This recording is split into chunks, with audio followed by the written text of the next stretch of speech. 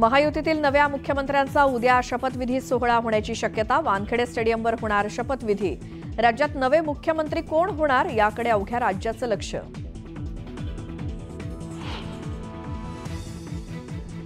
अजित पवारांच्या देवगिरी बंगल्यावर राष्ट्रवादी काँग्रेसची बैठक। गटनेता निवडीच्या प्रस्तावावर होणार चर्चा। पुण्यात देवेंद्र फडणवीसांचे भावी मुख्यमंत्री म्हणून लागले बॅनर। पुण्याच्या बाणेर आणि बालेवाडीत उत्साही कार्यकर्त्यांकडून बॅनरबाजी। कालचा निकाल आम्ही जनतेचा कौल मानत नाही। निकाल आधीच ठरला होता। विधानसभेत झालेल्या दारुण पराभवानंतर संजय राऊतांची महायुतीवर टीका।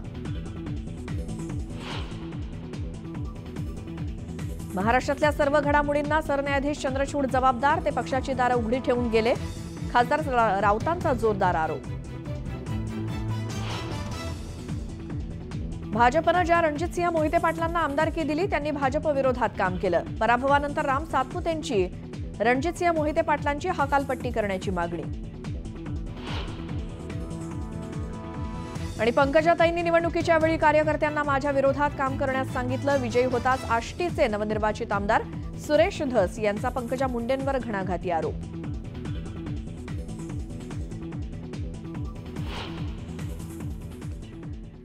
आणि या बुलेटिनची सुरुवात करूयात एका महत्त्वाच्या बातमीने। सविस्तर बातमी आहे। विधानसभा निकालातून मागील 2 वर्षातल्या अनेक अनुत्तरित प्रश्नांची उत्तरं मिळाली आहेत। यातील सर्वात महत्त्वाचा प्रश्न म्हणजे खरी शिवसेना कुणाची।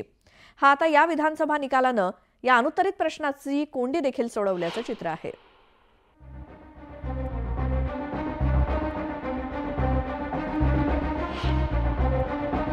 दोन 2022 मध्ये शिवसेनेत फूट पडली। निवडणूक आयोगाच्या निकालानंतर शिवसेना एकनाथ शिंदेंच्या हाती आली। पक्ष आणि पक्षचिन्ह मिळाल्यानंतर वारंवार उद्धव ठाकरेंच्या शिवसेनेच्या वतीनं खरी शिवसेना ही आपली असल्याचा दावा करण्यात आला। इतकंच नाही तर जनतेच्या कोर्टात खरी शिवसेना कुणाची याचा फैसला होईल म्हणत उद्धव ठाकरेंनी मतदानाआधी जनतेच्या कोर्टात न्याय मागितल्याचं बघायला मिळालं। त्या सर्वोच्च न्यायालयात म्हणजे आपल्या दरबारात मी न्याय मागण्यासाठी आलेलो आहे। काय केलं नाही या लोकांनी? माझा पक्ष म्हणजे आपला पक्ष तर चोरलाच। म्हणजे किती बेगुमानपणाने हे वागतायत। दिवसा ढवळ्या दरोडा घातला, आपला पक्ष चोरला, पक्षाचं नाव चोरलं, पक्षाचं चिन्ह चोरलं, अगदी शिवसेना प्रमुखांचा फोटोसुद्धा चोरला आणि म्हणे हे त्यांचे विचार घेऊन पुढे चाललेले। 2019 मध्ये उद्धव ठाकरेंच्या नेतृत्वात लढलेले आमदार शिंदेंसोबत गेल्यानं त्यांचा पराभव करण्याचा चंगच ठाकरेंनी बांधला।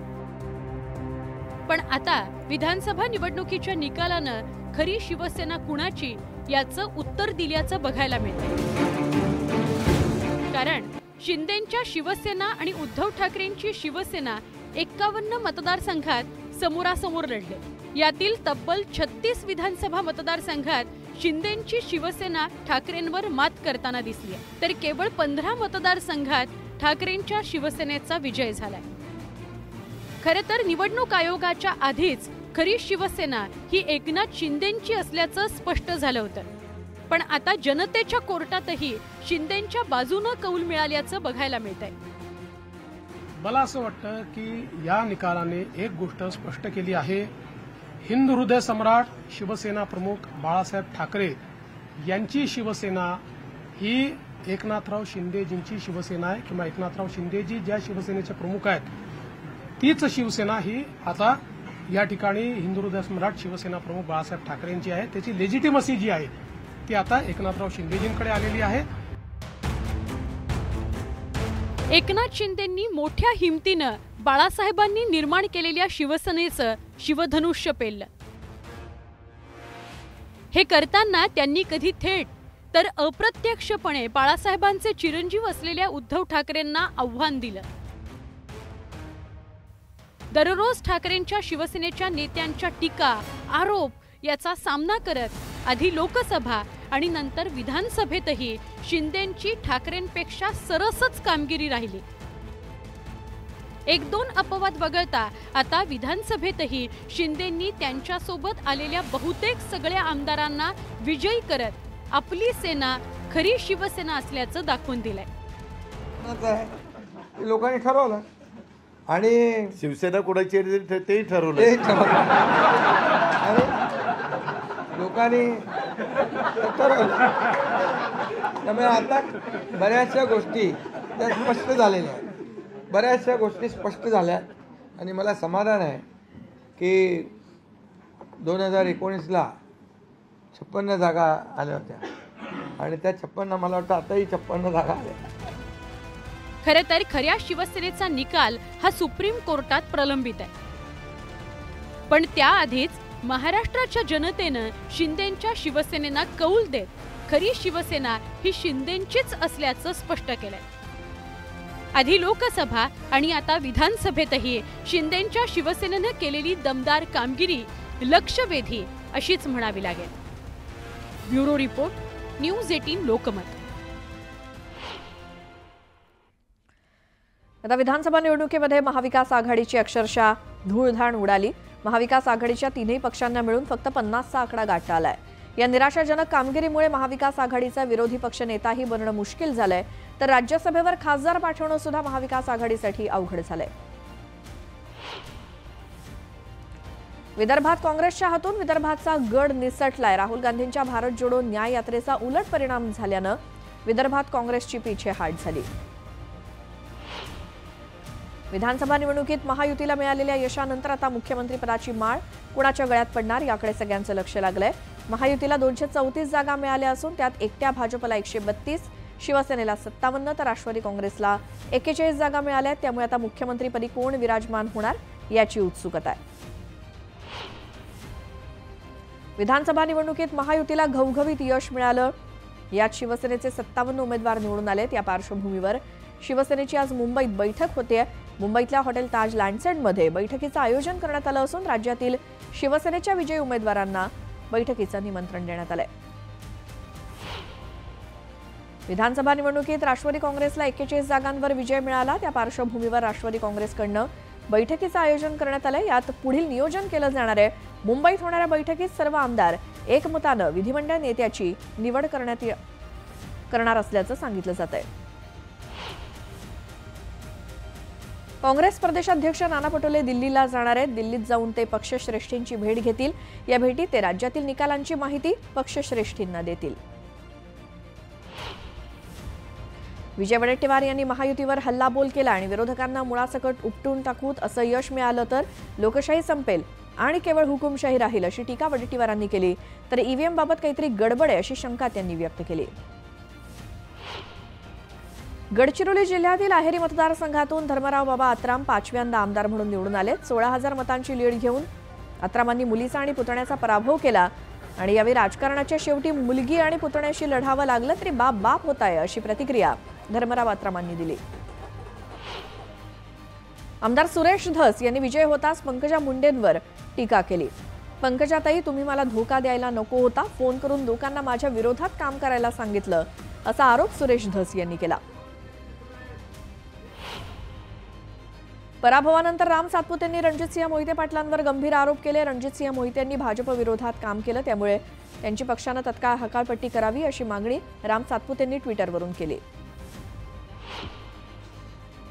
चिंचवड मतदारसंघात विजयी झालेल्या भाजपच्या शंकर जगताप यांनी अमोल कोल्हेंवर हल्लाबोल केला. अमोल कोल्हेंनी शरद पवारांची पद घालवण्यासाठी पराभूत होणारा उमेदवार आयात केला अशी टीका शंकर जगतापांनी केली. पिंपरी विधानसभा मतदारसंघात अण्णा बनसोडेंचा बहुमतानं विजय झाला. यावेळी त्यांनी शरद पवारांवर उपहासात्मक टीका केली. पिंपरीत तुतारी वाजली पण ती माझ्या विजयाची असा उपहासात्मक टोला त्यांनी लगावला. आरोप प्रत्यारोपानं गाजलेल्या खेड आळंदी विधानसभा मतदारसंघातून ठाकरे गटाच्या बाबाजी काळे यांनी दिलीप मोहिते पाटलांचा 50,000चा मताधिक्य घेत पराभव केला.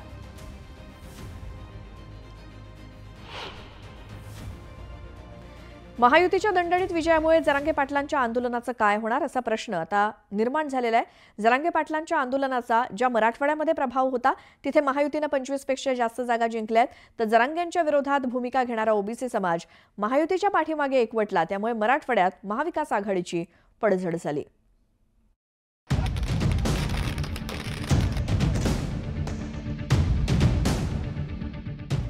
मराठवाड्यात भाजप आणि महायुतीनं न भूतो न भविष्यती अशी कामगिरी केली. मराठवाड्यात महायुतीला निवडणूक जड जाणार असा अंदाज वर्तवला जात होता, कारण मनोज जरांगे पाटील यांनी गेल्या 2 वर्षांपासून मराठा आरक्षणासाठी आंदोलनांचा धडाका लावून दिला होता. जरांगे पाटलांच्या सभांना प्रचंड प्रतिसाद मिळत होता. त्याची राज्य सरकारला दखल घ्यावी लागली होती. राज्य सरकारनं अध्यादेश काढून मराठा समाजाला 10% आरक्षणही दिलं होतं. मात्र जरांगे पाटील यांनी मराठवाड्यातील मराठा समाजाला ओबीसीतून आरक्षण देण्याची मागणी केली होती. सगळे सोयऱ्यांची अंमलबजावणी करावी यावर जरांगे पाटील ठाम होते. मात्र मराठा समाजाला ओबीसीतून सरसकट आरक्षण मिळालं नाही, तसंच सगळे सोयऱ्यांची अंमलबजावणीही करण्यात आली नाही. त्यामुळे लोकसभा निवडणुकीत जरांगे पाटलांनी पाडा असं आवाहन केलं. परिणामी मराठवाड्यात भाजपला एकही जागा मिळाली नव्हती. नगर आणि नाशिक जिल्ह्यातही जरांगे फॅक्टरचा महायुतीला फटका बसला होता. परिणामी विधानसभा निवडणुकीत जरांगे पाटलांच्या भूमिकेकडे सगळ्यांचं लक्ष होतं. जरांगे पाटलांनी ज्याला पाडायचं त्याला पाडा असं आवाहन केलं होतं. आरक्षणाला विरोध करणारा या राज्यातला कोणीच राहिला नाही पाहिजे, ही जबाबदारी तुमच्या खांद्यावर. इथून यावेळेस असं पाडा ना, पुढच्या वेळेस उभा राहताना थरथरत ओढले पाहिजे पाहिजे. जरांगे पाटलांच्या आवाहनामुळे विधानसभा निवडणुकीत मराठवाड्यात महायुतीला फटका बसण्याचा अंदाज वर्तवण्यात येत होता. आरक्षणाच्या मुद्द्यावरून मराठा समाज महायुतीच्या विरोधात जाण्याची शक्यता राजकीय विश्लेषक व्यक्त करत होते. पण निकालात त्याचं प्रत्युत्तर दिसून आलं नाही. मराठा आणि ओबीसी समाजानं महायुतीची पाठराखण केल्याचं निकालातून स्पष्ट झालं. लोकसभा के चुनाव में हमको 43.6% मिले थे, उनको 43.9% मिले थे. तो अगर मराठा समाज ने हमको वोट नहीं दिया होता तो क्या हम 43.6% पर पहुंचते? मराठा समाज हमारे साथ था, है और रहेगा. ओबीसी समाज हमारे साथ था, है और रहेगा.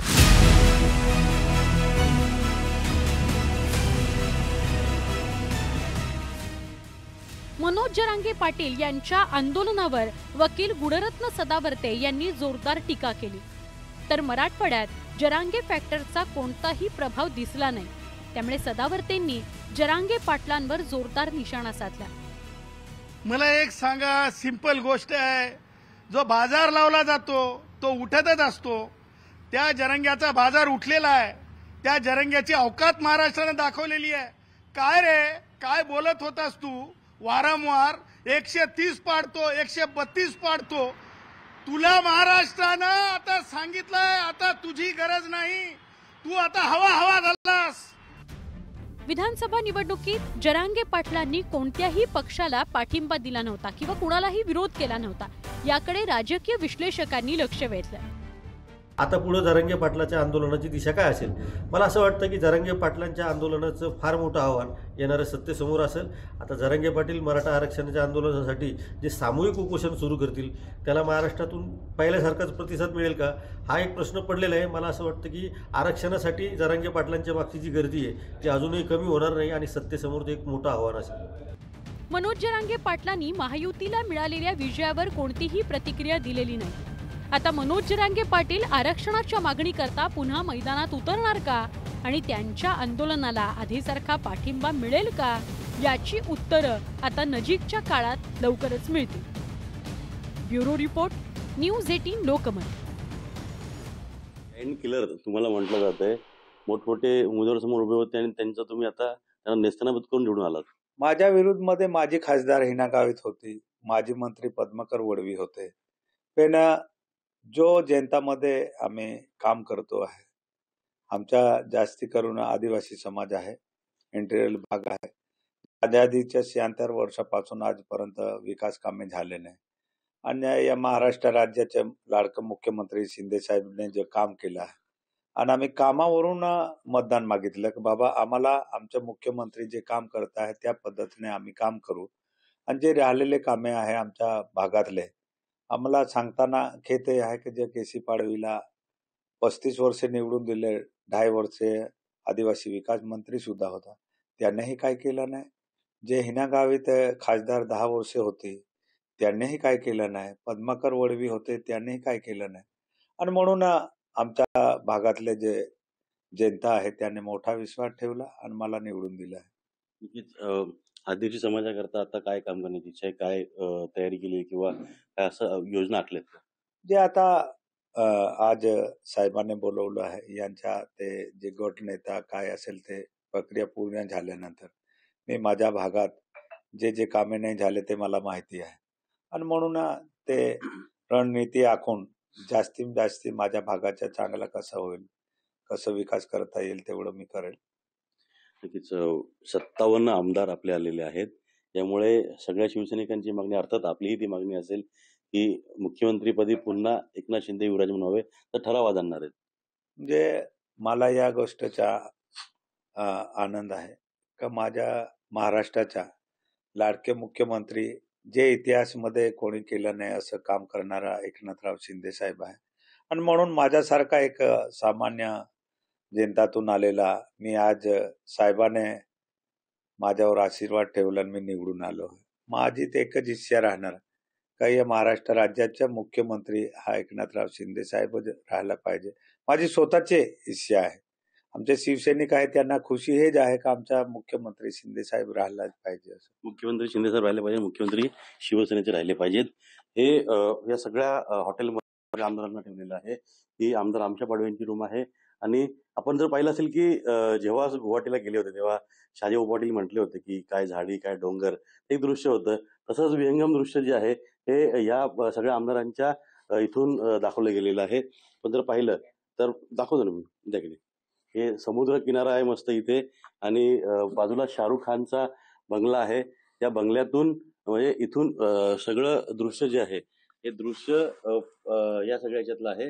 साधारणपणे आपण जर पाहिलं तर या सगळ्या याच्यामध्ये आता सायंकाळी 5 वाजता जे आहे ते मुख्यमंत्री एकनाथ शिंदे इथे येतील आणि त्यांची मीटिंग जेव्हा होईल, मीटिंगमध्ये ठराव जो पास होईल आणि त्यानुसार